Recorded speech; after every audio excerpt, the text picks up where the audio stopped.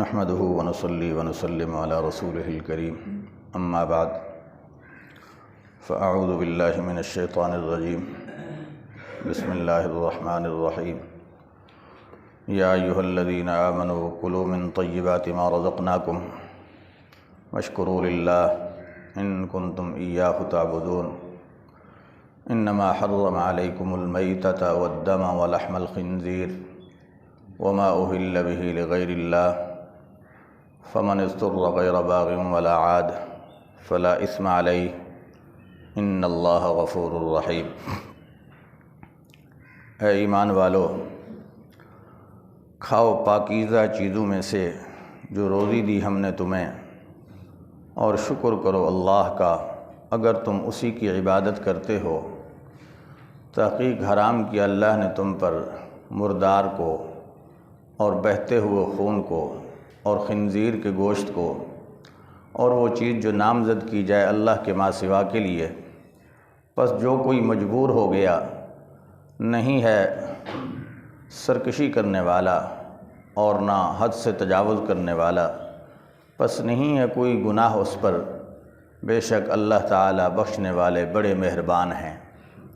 صدق اللہ العظیم وصدق رسولہ النبی الکریم ونحن علی ذلک من الشاہدین والشاکرین والحمد للہ رب العالمین۔ اللہم صلی علی سیدنا و مولانا محمد النبی الامی وعلی آلہ واصحابہ وسلم تسلیما۔ برادران محترم، ان آیات میں اللہ تعالی نے حلت و حرمت کے کچھ احکام ذکر فرمائے ہیں۔ پہلی آیت میں اہل ایمان سے خطاب ہے کہ ایمان والو، اللہ تعالیٰ نے جو تمہیں روزی دی ہے جس میں سے حلال اور پاکیزہ روزی تم کھاؤ، تو حلال سے حرام نکل گئی، طیب سے غیر طیب نکل گئی، یعنی پاکیزہ کھاؤ، جو ناپاک چیز ہے اس سے بچو، حرام سے بچو۔ جب انسان حلال روزی کھاتا ہے تو اللہ کی طرف سے اس کے اوپر، اس مومن کے دل پر انوارات نازل ہوتے ہیں، جس سے اللہ کی محبت بڑھتی ہے، ایمان میں تقویت پیدا ہوتی ہے۔ اور جب حرام روزی کھاتا ہے تو انوارات کی بجائے اس دل میں ظلمت پیدا ہوتی ہے، تاریکی پیدا ہوتی ہے، اور جس کی وجہ سے اس کے دل میں اللہ کی محبت نہیں بلکہ اللہ سے دوری، احکام شرعیہ سے نفرت پیدا ہوتی ہے، یہاں تک کہ انسان جب اس چیز کو عادت بنا لے تو پھر بسا اوقات اس انسان کا نتیجہ یہ نکلتا ہے کہ وہ ایمان سے بھی دنیا کی زندگی میں محروم ہو جاتا ہے۔ اب حرام اشیاء کیا ہیں؟ قرآن کریم نے چند ایک حرام چیزوں کی نشاندہی کی ہے۔ کچھ چیزیں وہ ہیں جو حدیث مبارک میں جناب رسول اللہ صلی اللہ علیہ وسلم نے ان کو حرام فرمایا ہے۔ مشرکین مکہ جو تھے وہ حلت و حرمت کا اختیار اللہ کی بجائے اپنے دیوتاؤں کو، اپنے بڑوں کو دیا کرتے تھے۔ 4 قسم کے جانور جن کا اللہ تبارک و تعالی نے سورہ مائدہ میں ذکر فرمایا، ما جعل اللہ من بحیرۃ ولا صائبۃ ولا وصیلۃ ولا حام۔ یہ 4 قسم کے جانور کیا تھے؟ ذرا ان کی وضاحت سمجھیں، بڑا اہم شرعی ایک مسئلہ ہے۔ ان 4 قسم کے جانوروں کو مشرکین عرب حرام کہا کرتے تھے۔ وہ 4 قسم کے جانور کون سے ہیں؟ پہلا ہے بحیرہ۔ بحیرہ اس مؤنث جانور اونٹنی یا گائے کو کہتے کہ جس کے کان کاٹ دیتے مشرکین اور اس کے دودھ کو بتوں کی نظر کر دیتے کہ یہ ہمارے ان خداؤں کے لیے ہے، اس سے ہم کوئی منفعت نہیں لیں گے، نہ اس کا دودھ کو انسان استعمال کر سکتا ہے، نہ مرد نہ کوئی عورت، نہ گھر کا مالک نہ کوئی باہر کا مسافر، کسی کے لیے اس کی منفعت جائز نہیں سمجھتے تھے۔ اس کو کہتے بحیرہ۔ تو بحیرہ وہ خاص مؤنث جانور جس کے دودھ کو غیر اللہ کی نظر کر دیا جائے، نمبر 2، ولا صائبہ، صائبہ وہ اونٹنی یا وہ گائے جو 5 6 یا بعض حضرات کہتے ہیں 10 دفعہ تک بچہ جنم دے اور ہمیشہ مؤنث کو جنم دے، تو اتنی مرتبہ جو مؤنث بچہ پیدا کر چکے تو اس اونٹنی کو بھی بتوں کے نام کر کے چھوڑ دیتے تھے، اس سے منفعت نہیں لیتے تھے۔ نمبر 3، ولا وسیلہ، وسیلہ مطلق بتوں کے نام کردہ، چاہے وہ مذکر ہو چاہے مؤنث ہو، کوئی جانور بتوں کے نامزد کر دیا کہ یہ فلاں بت کا ہے، فلاں ہمارے دیوتا کا ہے، خدا کا ہے، اس سے ہم کوئی کام نہیں لیں گے۔ ولا حام، حام اس مذکر اونٹ کو یا بیل کو کہتے کہ جو ایک متعین بار اپنی مادہ کے ساتھ جفتی کر لیتا تو اس کے بعد اس کو بھی بتوں کے نظر کر دیتے کہ یہ بھی ہمارے بتوں کا ہے، فلاں بت کا ہے۔ اب اس سے نہ سواری کا کام لیتے، نہ اس سے کوئی اور مال برداری کا کام لیتے، تو ان جانوروں کی منفعت کو اپنے لیے حرام قرار دیتے تھے۔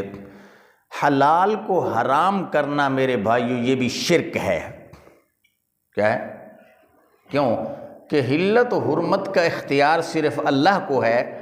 جب یہ اختیار بندہ کسی غیر کو، پیر کو، کسی فقیر کو، کسی مولوی کو، کسی بت کو دے گا تو سمجھو یہ اختیار فی الحلت والحرمت کے اندر خدا کے ساتھ شریک بنانا ہے۔ جس طرح اللہ کی ذات و صفات میں کسی کو شریک بنانا حرام ہے، یہ شرک فی الاختیار ہے۔ حلت و حرمت کا اختیار اللہ نے نبی کو بھی نہیں دیا، یاد رکھنا۔ حلت و حرمت کا اختیار حضور علیہ السلام نے کسی مصلحت کے پیش نظر شہد کو اپنے اوپر، امت کے اوپر نہیں، اپنے اوپر حرام کیا تھا۔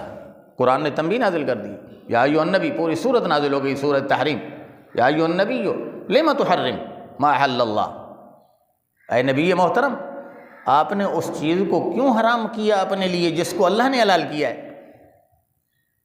نبی علیہ السلام نے اس اپنی قسم کا کفارہ دیا اور پھر اس قسم کو توڑا۔ تو حلت و حرمت کا اختیار نبی کو بھی نہیں ہے، یہ صرف اللہ کا اختیار ہے۔ اللہ جس چیز کو حرام کر دے وہ حرام ہے، اللہ جس چیز کو حلال کہہ دے وہ حلال ہے۔ تو مشرکین ان 4 قسم کے حلال جانوروں کو حرام کرتے تھے۔ اللہ تعالیٰ نے فرمایا یہ حرام نہیں ہے، حرام تو یہ چیزیں ہیں، آؤ ذرا تمہیں بتائیں کہ کیا حرام ہے۔ فرمایا حرم علیکم المیتہ، اللہ نے تمہارے اوپر مردار کو حرام کیا۔ مردار کیا ہوتا ہے؟ مردار وہ حلال جانور، اونٹ ہے، گائے ہے، بکری ہے، مرغی ہے، یہ حلال جانور ہیں۔ ان میں سے کوئی وہ جانور جو شرعی طریقے سے ذبح نہ کیا جائے، اس کے بغیر مر جائے، قرآن کی اصطلاح میں اس کو میتہ کہتے ہیں۔ اب اس کی شکلیں مختلف ہیں۔ سورہ مائدہ کے اندر اللہ تبارک و تعالیٰ نے اس کی 4 یا 5 شکلیں ذکر کی ہیں: المنخنقہ والموقوذہ والمتردیہ والنطیحہ وما اکل السبع الا ما ذکیتم۔ یہ سب میتہ کی شکلیں ہیں۔ مثلا وہ جانور جس کا گلا گھونٹ کر اس کی رگوں کو دبا کر مار دیا جائے، فرمایا یہ بھی میتہ ہے۔ والموقوذہ جس کو کوئی ضرب، پتھر مارا جانور مر گیا، ڈنڈا مارا سر پہ جانور مر گیا، فرمایا یہ بھی مردار ہے۔ والمتردیہ پہاڑ سے نیچے گرا یا کنویں کے اندر گر کر جانور مر گیا، فرمایا یہ بھی حرام ہے۔ والنطیحہ ایک جانور دوسرے جانور کو سینگ مارے یا ضرب لگائے ایسی کہ جانور کو مارنے سے، جانور کے مارنے سے دوسرا جانور مر جائے، فرمایا یہ بھی مردار۔ وما اکل السبع، 5واں وہ جانور جس کو کسی درندے نے چیر پھاڑا، کتے نے پھاڑا، شیر نے پھاڑ دیا، لومڑی اور گیدڑ نے، یہ سارے درندے ہیں، ان میں سے کسی جانور نے اس کو چیرا پھاڑا اور اس کے چیر پھاڑ کرنے سے مر گیا، فرمایا یہ بھی حرام۔ یہ ساری مردار کی میتہ کی شکلیں ہیں۔ قرآن کریم ہے صراحت سورہ مائدہ کے اندر اللہ تعالیٰ نے اس کی وضاحت فرمائی، فرمایا یہ میتہ جس شکل میں بھی ہے وہ حرام ہے، وہ اس کا کھانا حلال نہیں ہے۔ نمبر 2 فرمایا والدم، خون کو حرام کیا اللہ نے۔ یاد رکھنا، خون مطلق حرام نہیں ہے، بلکہ اس دم سے مراد وہ دم ہے کہ جس وقت جانور کو ذبح کیا جاتا ہے تو ذبح کے وقت جو خون رگوں سے بہتا ہے، بہہ کر نکلتا ہے، یہ خون نجس ہے۔ یہ خون کیا ہے؟ نجس۔ قرآن کی نص قطعی ہے۔ البتہ ذبح کرنے کے بعد گوشت کے اوپر جو قطرات خون کے نظر آتے ہیں، یہ خون نجس نہیں ہے، وہ پاک ہے۔ مسئلہ سمجھ لینا۔ اگر انسان اس گوشت کو جس کے اوپر ذبح والا خون نہیں ہے، اندر کے گوشت کے اثرات والا خون ہے، تو وہ خون نجس نہیں ہے، وہ پاک ہے۔ آپ کے کپڑے کو لگ جائے تو آپ اسی خون کے ساتھ نماز پڑھ سکتے ہیں۔ اگر آپ گوشت کو دھوئے بغیر پکا کر کھانا چاہیں تو کھا سکتے ہیں، لیکن نظافت کے خلاف ہے، وہ حرام نہیں ہے، وہ پاک ہے، حلال ہے، پکا سکتے ہیں، لیکن نظافت کے خلاف ہے۔ اس لیے طبیعت انسانی جو ہے نا، وہ نفاست کو پسند کرتی ہے، نظافت کو پسند کرتی ہے، کثافت کو پسند نہیں کرتی۔ تو بہرحال وہ خون جو جسم سے بہنے والا ہے، یہ نجس، فرمایا یہ حرام ہے۔ نمبر 3 فرمایا ولحم الخنزیر، خنزیر کا گوشت۔ اس مقام پر چونکہ اکل حلال اور حرام کی بحث چل رہی ہے، اس لیے اللہ تعالیٰ نے خنزیر کے گوشت کا ذکر کیا ہے۔ لیکن میرے بھائیو یاد رکھنا، حضرات علماء اور فقہائے امت کے ہاں، محدثین اعظام کے ہاں، خنزیر اپنے تمام تر اجزاء کے ساتھ حرام ہے، نجس العین ہے۔ کیا معنی؟ خنزیر کا گوشت، خنزیر کا چمڑا، خنزیر کے جسم کے بال، خنزیر کے جسم کی ہڈیاں، خنزیر کے جسم کے پٹھے، خنزیر کے جسم کی چربی، یہ سب نجس العین ہے۔ ان میں سے کسی چیز کو استعمال کرنا اذرو قرآن اور حدیث جائز نہیں ہے۔ خنزیر اتنا گندا ہے، اتنا نجس العین ہے، قرآن نے اس کو رجس کہا ہے، گندا، گندگی ہے، غلاظت ہے۔ اب جانوروں میں سب سے زیادہ حرمت خنزیر میں ہے۔ دوسرے جانور جو ہیں وہ نجس ہیں، مثلا کتا ہے، شیر ہے، لیکن اگر کوئی انسان ان کو شرعی طریقے سے ذبح کر لیتا ہے تو وہ حلال تو نہیں، حرام ہوں گے، لیکن حضرات فقہا فرماتے ہیں اس ذبح کے نتیجے میں ان حرام جانوروں کے چمڑے کو خشک کرنے کے بعد، دباغت کے بعد آپ استعمال کر سکتے ہیں۔ شیر کا چمڑا بھی استعمال ہو سکتا ہے، کتے کا بھی ہو سکتا ہے، لیکن خنزیر کا نہیں ہو سکتا۔ خنزیر اتنا نجس العین ہے۔ تو فرمایا خنزیر کا گوشت، اس کو حرام کیا۔ اور نمبر 4 فرمایا وما اہل بہ لغیر اللہ۔ یہ بڑا اہم موضوع ہے میرے بھائیو، اس کو سمجھنا۔ اہل کا معنی حضرات مفسرین فرماتے ہیں کہ وہ جانور جس کو غیر اللہ کے لیے نامزد کر دیا جائے، اونٹ ہے، گائے ہے، بکری ہے، بھیڑ ہے، مرغی ہے، اللہ کے ما سوا کسی پیر، کسی فقیر، کسی مولوی، کسی مرشد، کسی نبی، کسی ملک فرشتے کے نامزد کیا جائے۔ مثلا انسان کہتا ہے یہ بکرا جو ہے نا میرے پیر کا ہے، یہ کیا ہے؟ داتا صاحب کا ہے، یہ 7 شریف والے پیر صاحب کا بکرا ہے، یہ ہے نامزد کی۔ اب جانور اللہ کی مخلوق ہے، اللہ کی ملک ہے، اس کو غیر اللہ کی ملک قرار دینا، اس کے نامزد کرنا حرام ہے۔ جب مالک کسی حلال جانور کو اللہ کے غیر کے لیے نامزد کرتا ہے اور اس کی تعظیم کے لیے اس کو ذبح کرتا ہے، اب ذبح کے وقت بے شک خدا کا نام بھی پڑے، تب بھی اس بکرے اور خنزیر میں کوئی فرق نہیں ہے، وہ خنزیر کی طرح حرام ہے۔ بات سمجھ آ رہی ہے؟ جس جانور حلال کو غیر اللہ کے نامزد کر دیا گیا وہ حرام ہو گیا۔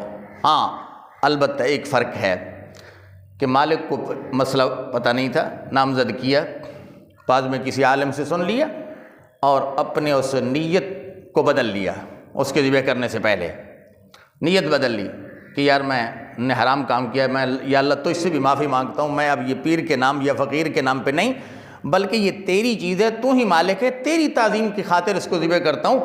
اگر اس انداز سے نیت بدل کے اس کو پھر ذبح کیا، اللہ کے نام پر ذبح کیا تو پھر حلال ہوگا، پھر حرام نہیں رہے گا۔ لیکن اگر اسی نیت پہ قائم رہا، اسی نیت کے ساتھ اس کو ذبح کر دیا، تو اب ذبح کے وقت بے شک اللہ کا نام پڑھے تو اس پر اللہ کا نام پڑھنا اس طرح ہے جس طرح کوئی انسان کتے کو ذبح کر کے اللہ کا نام پڑھے تو کیا حلال ہوتا ہے؟